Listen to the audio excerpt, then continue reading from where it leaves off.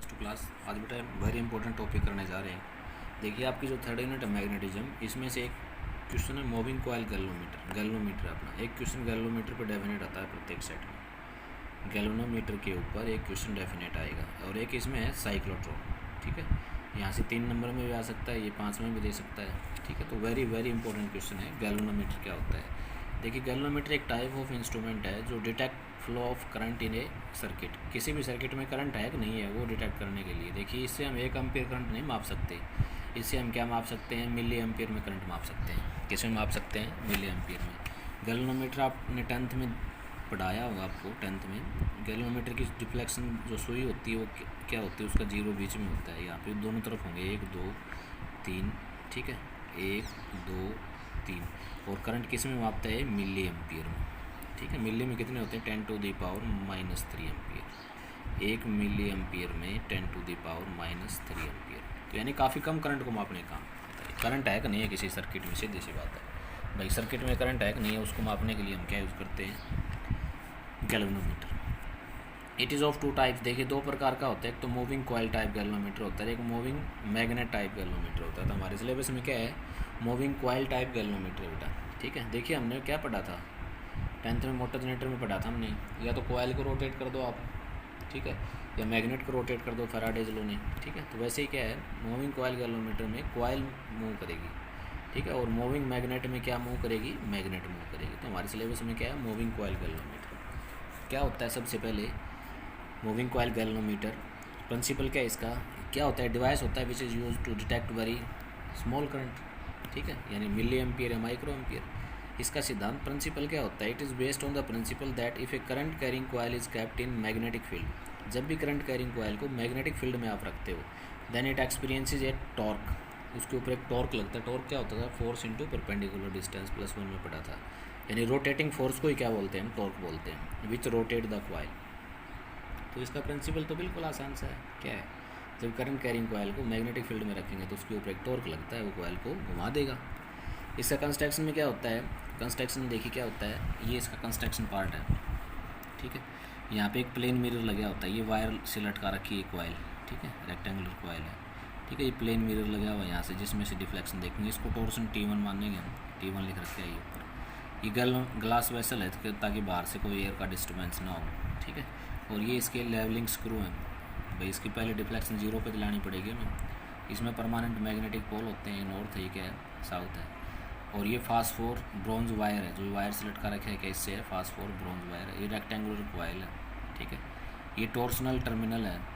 ठीक है, क्या है ये, टॉर्सनल टर्मिनल। ठीक है, ये T1 और T2 जो दिखा रखे हैं, T1 है और ये क्या है, T2 है। यहाँ पे देखिए ये सेपरिंग इसका दिख नहीं रहा है, एयर सेपरिंग में दिखाता हूँ कैसे बनाना है आपको। ये यहाँ पे ये सेपरिंग आपको दिख नहीं रहा है, डायग्राम अच्छे से नहीं बना। ये कॉइल ऐसे लटकी है, ये फास्फोर ब्रॉन्ज वायर है, यहाँ पे एक मिरर लगा रखे है, ये कॉइल है।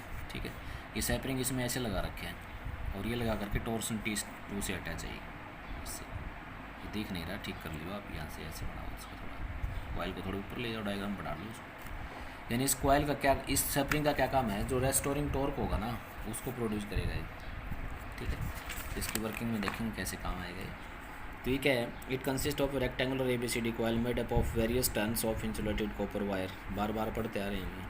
ठीक है, the coil is suspended between the poles of 2 permanent magnet with the help of phosphor bronze wire from a torsional screw. Torsional screw कौन सा, ये T1 है, टॉर्सन यहाँ से लटका रखी है, फास्फोर ब्रॉन्ज वायर है जिससे लटका है इसको। The lower end of a coil is connected to air spring. Lower end को किससे जोड़ रखे, एयर स्प्रिंग से। मैंने अभी बताया, ये डायग्राम दिखाया था ऊपर वाला, ये एयर स्प्रिंग से। ठीक है,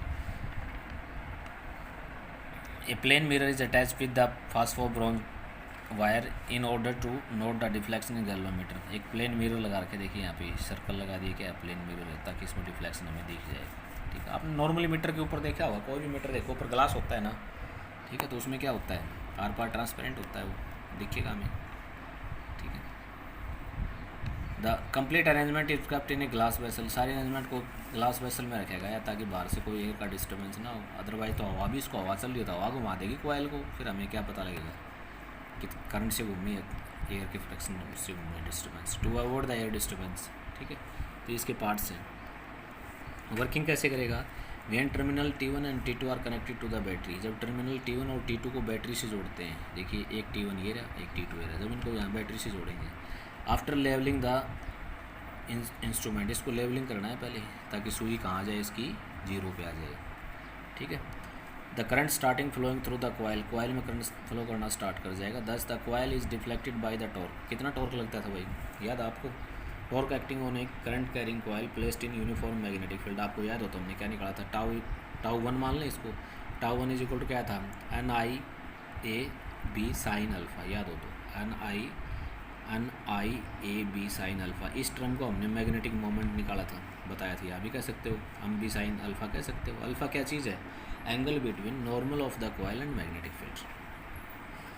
इफ़ अल्फ़ा कितना हो जाए 90, तो अल्फ़ा की वैल्यू अगर 90 हो जाए तो साइन 91 होता है, तो ये क्वेश्चन क्या बन जाएगी, normal of the coil and magnetic field are perpendicular हो जाए टू ईच अदर।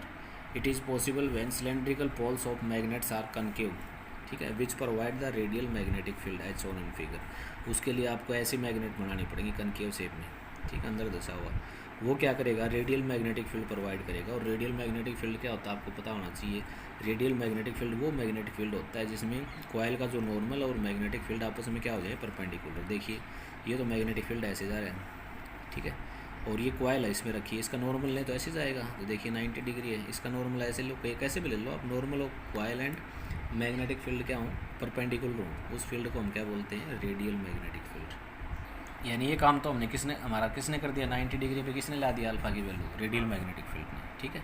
तो हम क्या करेंगे, वही क्वेश्चन क्या बन जाएगी, टाउ 1 वाली, NIBA साइन अल्फ़ा था, अल्फ़ा 90 होगा, साइन 90 कितना होता है 1, तो क्या बन जाएगी, but at the same time restoring torque is developed in the phosphor bronze wire which is given by.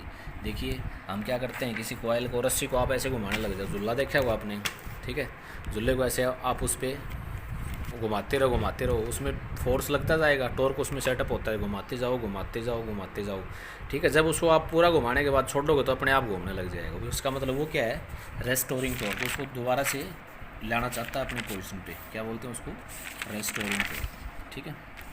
तो एक फास्फोर ब्रॉन्ज वायर में एक रेस्टोरिंग टॉर्क आ जाएगा बेटे। ये वायर क्यों यूज़ करते हैं, क्योंकि इसमें टॉर्क जो होता है वो नॉर्मल क्वालिटी से बैलेंस कर लेता है इसको, ठीक है। तो उसको मान लिया हमने T2 इज इक्वल टू क्या होगा, C इंटू थीटा, यहाँ पे C क्या चीज़ है, torque per unit twist at equilibrium position, ठीक है।